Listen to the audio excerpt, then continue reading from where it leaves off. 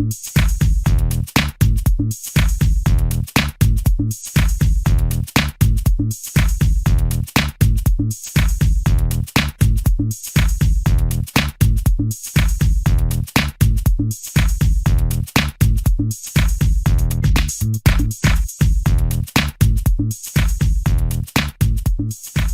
X here. Let's talk about success for a minute. The keys to success are integrity, always learning. What's up? This is Peter Exodus O'Coffer, and welcome to episode 10, The Roaring 20s. Your journey is your brand. So this is for the folks under 30. And ironically, you're probably the cohort or the folks out there that understand branding the most. But, you might have this question, well, I'm still kind of young. I'm searching. I'm finding myself. How am I supposed to, create a brand or project a brand off of, myself when I'm a work in progress? And, in the title it says your journey is your brand. So that's what I would roll with. So I'm going to take one side street before I jump into this topic. My Gemini is coming out again, and from time to time I do this. So we talked in the last episode on musicians about this whole the uniformity of music and albums and stuff. And I mentioned a current example of an artist who did it well was The Weeknd. And then historically, I pointed to Rubber Soul by the Beatles. Another historic group that did it consistently very good was the Rolling Stones. And season 2, I'm going to do a whole episode on branding the Rolling Stones versus the Beatles, so to speak. And it's more or less how the Stones branded themselves in relation to the Beatles. But the Stones were a blues band. When the new Stones song came out, you kind of knew, hey, that sounds like the Stones, that's a Stones song. But the Stones essentially stayed a blues band their entire career, and they were very good at it. They went from the mid-'60s to the early 80s, where they consistently had songs on the radio and consistently had songs in the top 10 pop charts. So didn't want to admit that, and I'll cover that again next season, but I alluded to this, and I just forgot to mention them in the last episode. So the journey as your brand. I mean, we all have times in our own personal journeys. Sometimes we know where we're going and we have it all together, and on other times we don't. And so, for those times where we don't, I say focus on the journey and enjoy the journey, and kind of share what you learn. And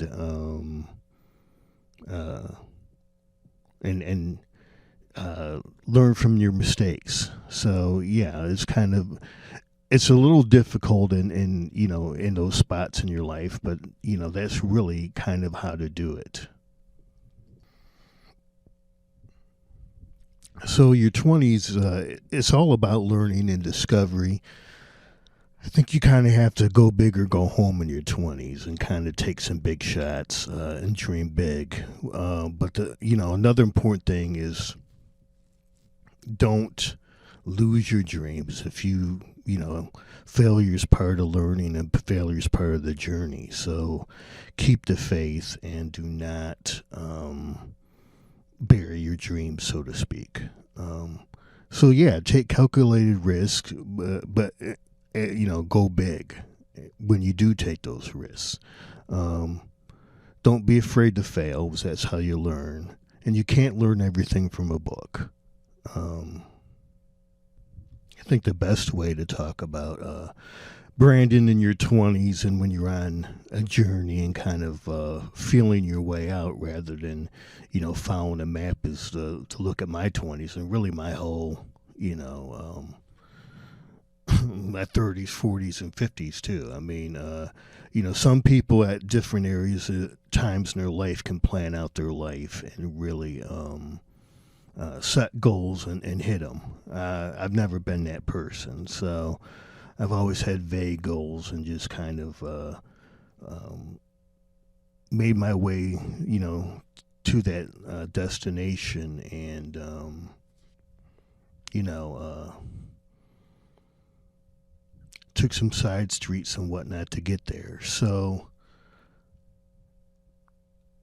I guess in my 20s, the first thing that's important is my early 20s, I kind of had a political awakening. I talk about, in the last episode where coming out of boot camp, I was in the Marine Corps Reserve and lived in New Orleans in the late 80s and started reading and then moved to Indiana, went to Purdue University in West Lafayette, started reading a lot. Was a sociology major, started reading Frantz Fanon and the civil rights, stuff like that. Did my undergrad there, and then in grad school, did some teaching assistants. I was a teaching assistant for urban sociology class. But one of the great experiences of my life was to be an instructor in two classes. So I did racing class in urban America and the black male in America. And still, two of the best moments of my life. I really enjoyed teaching. Outside of art, it's probably one of the things I enjoyed the most. Politics, comes below art and teaching in my book. I've been in, a staffer in politics for a while and enjoy that, but that's probably number 3 on the list. And while I was at Purdue, I also became a pretty involved activist, reading the history of the civil rights movement and stuff like that. So we marched for a new Black Cultural Center there in the mid-90s, 1995, and eventually got one. And we also, moved to, march to get a better programs to help with the retention of students of color at Purdue. And years later, I found out, we were successful with that too, because at the time, when, in the mid-90s, there was one small program to help with retention for first-time students, and I can't remember whether it was students of color or all first-time students. When I say first-time students, I mean the first of the family to go to college, and I believe it was all races, which is fine, and I don't have a problem with that. But through the whole marching and activists for the new Black Culture Center, we did, get the university to start up some programs to help, make sure that the students that come there graduate, because the numbers were pretty bad there in the early 90s, and I believe now that all that Purdue has culture centers for Hispanic, Latinos, and Asians as well. So a lot of good came out of that. During this time in my 20s, too, I also really took a deep dive into issues of spirituality. So did New Age, did Zen Buddhism, did Taoism. And interestingly enough, Taoism kind of threw me for a loop, even though I didn't understand it at the time. I still kept going, and then it just kind of clicked one day. And so, basically, it works for me. Taoism is essentially go with the flow of things. See the trends that are happening around you. See the trends that are happening in your life. See who's being brought in your life, and kind of figure that out. And so read the room, kind of so to speak, or more accurately, read the world around you. So, and as I said earlier, I'm not very good at planning my life out. It just doesn't work that way, and so I don't try to. I mean, I have general directions and I have goals, but I don't put time limits on them because usually you end up getting disappointed when you try to put time limits on goals.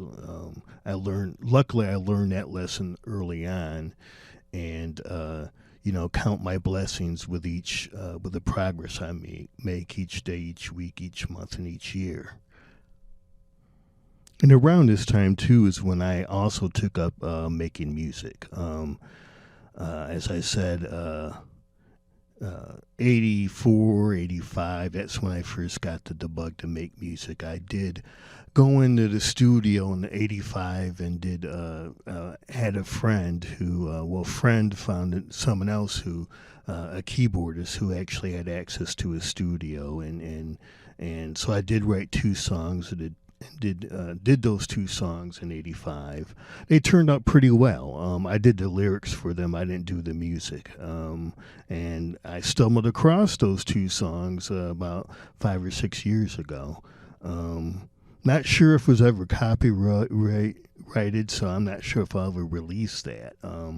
But yeah, my musical journey. But in the late '80s, and from about '88 to '92, is when I got my own little studio and for the first time wrote songs. And I had an interesting little setup. I mean, at the time, YouTube did not exist, so I built a little cheap studio, which is I learned on it. It was very good, but I had no idea what I was doing.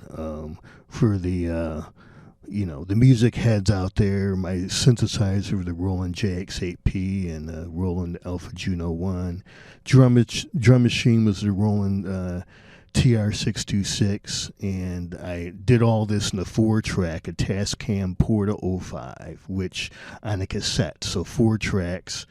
And I also had the Roland S10 sampler, which I rarely used. It was a pretty bad quality sampler, and I think I tried sampling once, and still have the song. It didn't end up very good, and that song will never be heard. So that was the setup. I had a digital delay and a reverb. I think they were MIDI verb and MIDI delay by Alesis, really cheap but effective things, and had no idea, how any of this worked. And the microphone I used was the all-time classic, the Shure SM57. The good thing about all that is, the Shure SM57, you can get those for $99. Most musicians have one lying around because it's very, very useful. But most folks no longer use the SM57 for vocals. But I didn't know the difference. As I said, I only had a reverb. I had no idea what kind of effects you needed to do, music well. I remember I went out and got a sequencer because everybody had a sequencer. Didn't realize that it was useless for my synthesizers because they were not multi-timbral. This is the kind of stuff, and the guy in the music store was happy to sell me that Korg SQ8 sequencer because he got commission. I do remember going in. I knew nothing about microphones, and luckily the guy there told me what you want to use is a Shure SM57, because I had no idea I needed a compressor to do decent vocals, and the Shure SM57 kind of compresses automatically on its own because of how it's made. So I got screwed on my sequencer, but when it came to buying a microphone, the gentleman there at the record store ended up doing me a good solid there. So one of these days, I found a tape of some of these old songs. Honestly, hey, they're not in very good shape, but the good thing is I can get them in shape because of today's technology. So one of these days, I'm looking probably at the earliest 2023, but hopefully 2024, I will clean those up and get them released, and you can kind of see where my mind was in my 20s. Honestly, I did some of the same stuff back then that I'm doing now, and I think, if you take a deep dive into my music, you'll see a lot of what I'm sharing with you in my music. The activism, the African American studies teaching, that's still coming out in my music. The last thing that kind of came out in my 20s, and this started in the mid 90s, was my writing. My fiction writing. And interestingly enough, I did not start off in science fiction and fantasy. I didn't read a whole lot of fiction in college, but my two favorite novels in college were The Outsider by Richard Wright and The Invisible Man by Ellison. And they, Richard Wright's famous one is Native Son, but from what I can gather, Ellison wrote The Invisible Man, and then in the friendly kind of banter, Richard Wright answered with The Outsiders. They're both dealing with similar themes, but in Wright and Ellison's own way. So that's what kind of my jumping point from literature was, and so I actually started off writing in what became in the early 2000s street lit, because The Outsider and The Invisible Man in many ways were kind of it was street literature. They weren't. The characters weren't criminals, so to speak. They were poor black individuals living in communities, and were making their ways through the community, in life. And so, so I wrote a bunch of stuff in kind of the street lit through, into the mid 2000s, and I actually have a couple of rough drafts of completed novels that, of course, need to be touched up.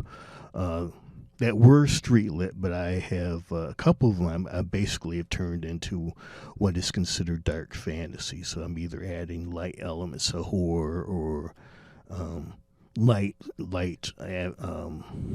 touches of magic, sort of like how they did with Game of Thrones.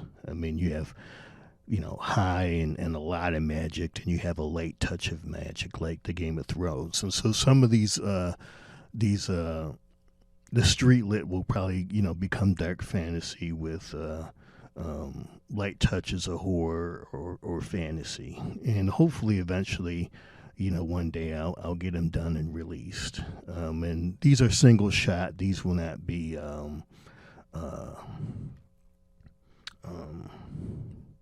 series. They'll be single shot novels. But so I kind of hit a wall with doing street lit, and street lit kind of ran out of steam as well, and I wanted to do more.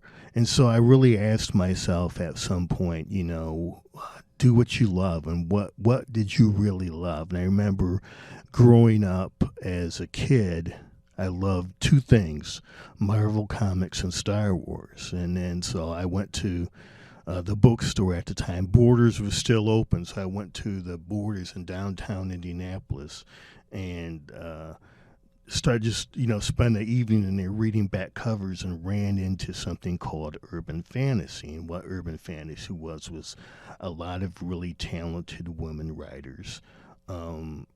Writing essentially, a lot of this stuff, not all of it, but a lot of it was essentially superhero literature, but done in novels. Now they added things like shapeshifters and stuff, and werewolves and stuff that are somewhat in the comics, but not a lot. And I was like, okay, I can do that. And so that's really where I shifted my focus into like urban fantasy and what I call urban science fiction. And then this whole vast idea of Centralics in this universe hit me, and I started writing, and I'm still kind of chugging along in my writing today. So yeah, that's the history of me in my 20s. That's at least relevant to this podcast and relevant to the art side of my life. In the early 2000s, just to add, I did, but this is in my 30s, but I did get a job with the Indiana House of Representatives on the Democrat side, and I've been there ever since. But again, as I said earlier, if you listen to particularly my music, and even if you when you jump into my novels, I know it's a deeper dive going into novels, you'll see that all of the things that I've talked about and all the points I hit are very evident in my art. It's definitely reflected in that. So there's a lot of stuff in life you can't plan, and my advice is to get a general direction and go in that direction. Take calculated risks. When you can go big, and learn from your mistakes. And talk about them and be comfortable talking about them, but also be comfortable talking about your victories as well. And that's really the 20s and really life. You do most of it in your 20s. But it's still, life's an adventure, and that's ultimately your adventure is your brand, and the more adventurous you are, the stronger your brand in some ways. So this has been an interesting episode. It's been a little shorter than the last few episodes, and that's fine. But I'm going to end with one of my all-time favorite songs. It's a bluesy number. It's on my second album, the 317 Volume 1, and this is called The Queen's Road.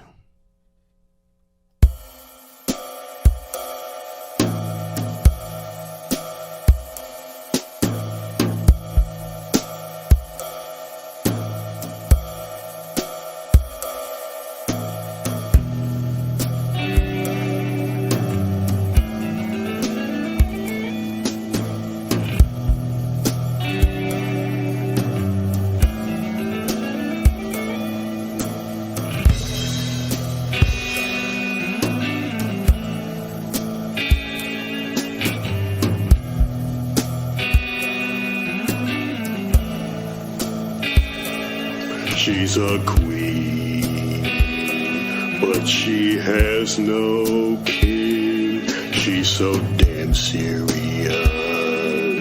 She's not about that bling.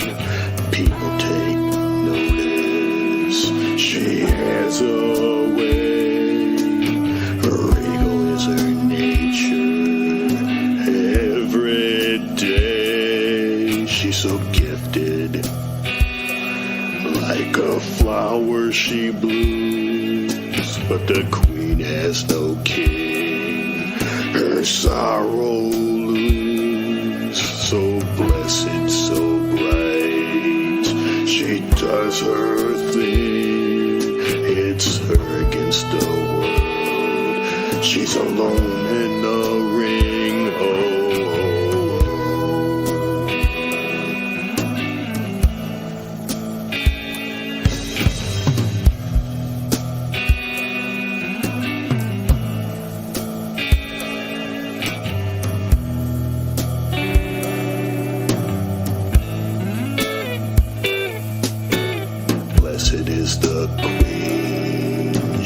travels alone as the problems pile up. She lets out a soft moan. There's so much she can do. Her world to change. She's all alone. It stifles her range. Oh, oh, oh, yeah.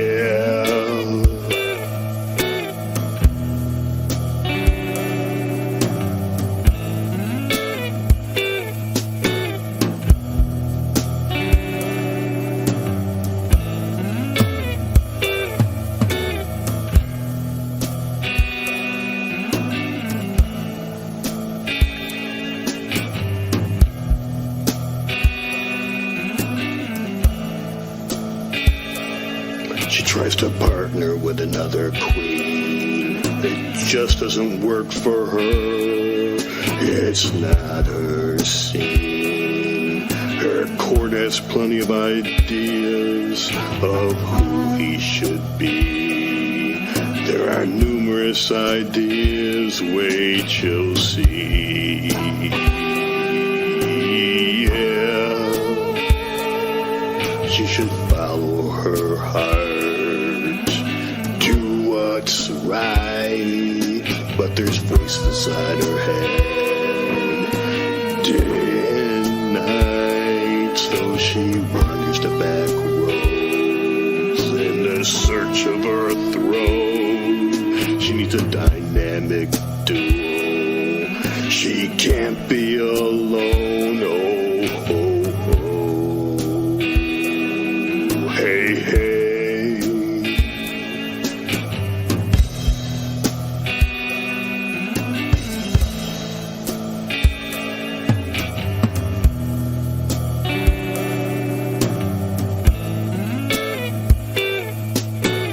Blessed is the queen. She travels alone as the problems pile up. She lets out a soft moan. There's so much she can do. Her world to change. She's all alone. It stifles her range. Oh.